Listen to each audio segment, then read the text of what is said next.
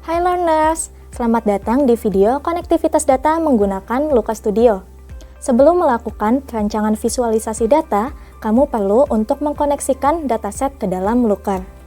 Nah, pada video kali ini kita akan membahas dua topik utama, yaitu pengenalan konektivitas data dan langkah-langkah melakukan connect data pada Looker.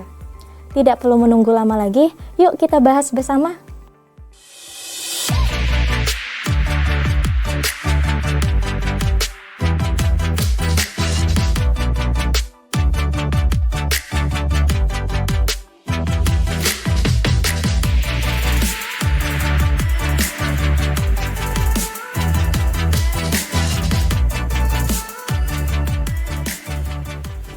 Sebagai pemantik, kita akan berkenalan dengan apa itu data dalam konteks Looker Studio. Pada dasarnya, data dalam konteks Looker Studio merupakan bahan mentah yang digunakan untuk menghasilkan wawasan dan pemahaman lebih lanjut terkait dengan bisnis ataupun operasi yang sedang dianalisis. Nah, biasanya dalam Looker, data digunakan pada langkah-langkah seperti pemrosesan, transformasi, visualisasi, dan analisis data untuk menghasilkan informasi yang bermanfaat bagi pengguna. Setelah berkenalan dengan data, kita akan beralih pada konsep data konektor dalam Looker Studio. Data konektor sendiri memegang peranan penting di dalam Looker loh, yaitu sebagai penghubung antara dataset yang berada di luar Looker dan data source yang berada di dalam Looker. Selanjutnya, mari kita kupas tuntas masing-masing jenis konektor. Yang pertama adalah Google Connector. Konektor ini merupakan integrasi yang terdapat di dalam Looker untuk menghubungkan dengan berbagai jenis layanan Google Cloud. Yang pertama adalah Google BigQuery, yang merupakan platform data warehouse yang dikelola secara penuh oleh Google Cloud. Kedua, Google Sheet, yang merupakan spreadsheet berbasis cloud untuk mengedit dan membagikan dokumen secara online.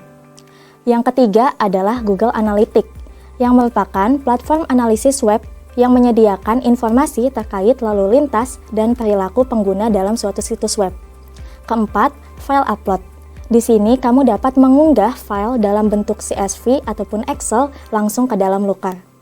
Kelima, Amazon Redshift, yang merupakan platform data warehouse yang dikelola oleh Amazon Web Service atau AWS. Dan masih banyak lainnya. Yang kedua adalah Partner Connector. Konektor ini merupakan integrasi yang terdapat dalam Looker untuk menghubungkan dengan berbagai jenis sumber data eksternal di luar dari layanan Google Cloud. Untuk contoh yang pertama adalah Snowflake, yang merupakan platform data cloud yang menyediakan data warehouse sebagai sebuah layanan atau data warehouse as a service. Kedua, Salesforce. Ini merupakan platform CRM yang dapat memungkinkan pengguna Looker untuk mengakses data terkait pelanggan, penjualan, ataupun aktivitas lainnya. Ketiga, Zendesk. Ini merupakan platform layanan pelanggan yang dapat membantu kamu untuk mengakses data terkait dukungan. Yang keempat adalah HubSpot. Ini merupakan platform pemasaran, penjualan, dan layanan pelanggan, serta masih banyak jenis konektor lainnya. Mari kita beralih ke materi yang selanjutnya, yaitu langkah-langkah melakukan konektivitas data pada Looker Studio. Di sini kita akan menggunakan 3 jenis konektor, yaitu Google Spreadsheet, BigQuery, dan MySQL. Langkah awal yang dapat kamu lakukan adalah membuka browser, kemudian akses link Looker Studio. Setelah itu lakukan login dengan kredensial yang sesuai.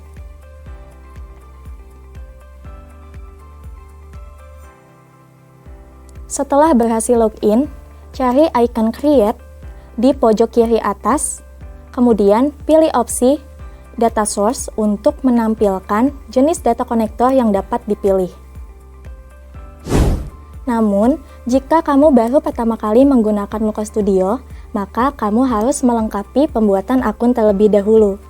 Tetapi apabila pengguna lama, kamu dapat beralih ke step selanjutnya, yaitu memilih jenis data konektor.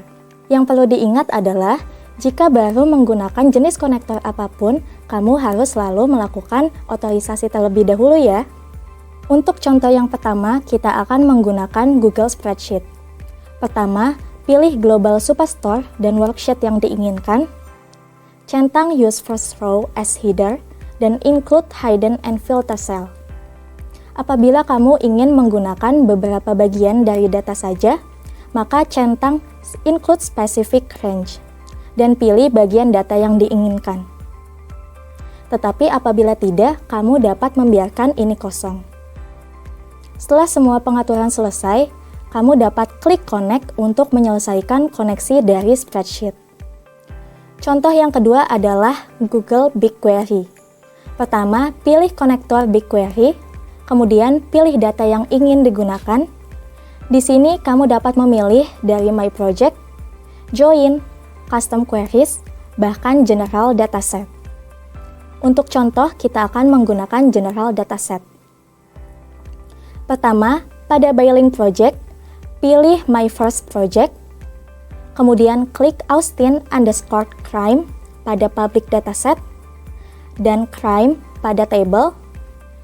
Setelah itu, klik Connect pada kanan atas. Untuk contoh yang terakhir adalah menggunakan MySQL. Pertama, pilih konektor MySQL, kemudian hubungkan dengan nama host atau alamat IP, tetapi kamu juga bisa menggunakan URL JDBC. Untuk contoh, kita akan menggunakan alamat IP dengan rincian seperti di samping. Tapi kamu juga perlu ingat nih, untuk hostname, database, username, dan password disesuaikan dengan database masing-masing MySQL ya. Setelah semua kolom terisi, kamu dapat klik Authenticate, kemudian pilih tabel dari daftar atau memasukkan query custom. Dan langsung saja klik Start Bakery dan Connect. Setelah melakukan konektivitas, kamu perlu untuk memeriksa setiap overview data yang muncul, termasuk nama kolom, jenis data, dan pengaturan agregasi default. Tidak lupa juga periksa informasi yang muncul apakah sesuai dengan kebutuhan. Dan bila tidak, maka kamu dapat mengubahnya pada halaman ini. Setelah semua selesai, klik Create a Report untuk menyelesaikan konektivitas data.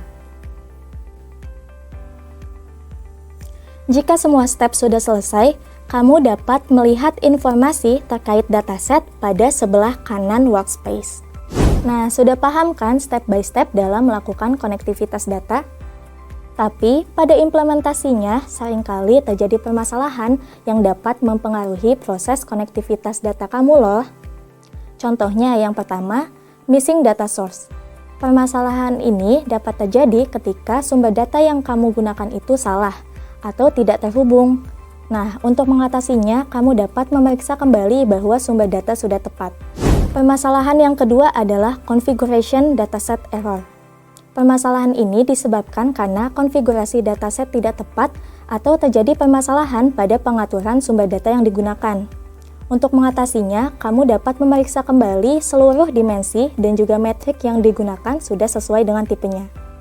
Ketiga adalah no dataset access.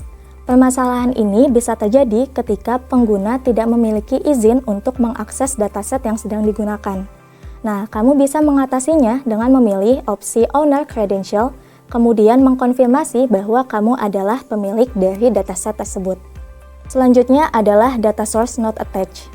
Nah, kalau permasalahan ini biasanya terjadi ketika sumber data yang digunakan pada laporan ataupun visualisasi itu tidak terhubung.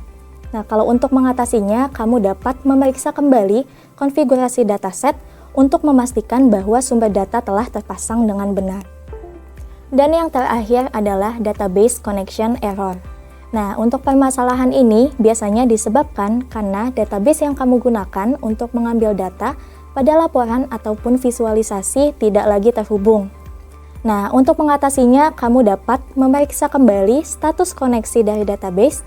Kemudian apabila terputus, maka kamu harus menghubungkannya kembali dan memilih sumber data dari daftar. Akhirnya kamu telah sampai pada penghujung video materi kali ini.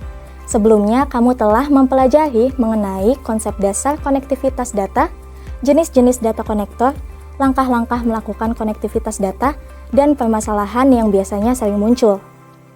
Semoga pembelajaran kali ini dapat memberikan kamu wawasan dan ilmu yang bermanfaat ya. Sampai jumpa di pembelajaran selanjutnya.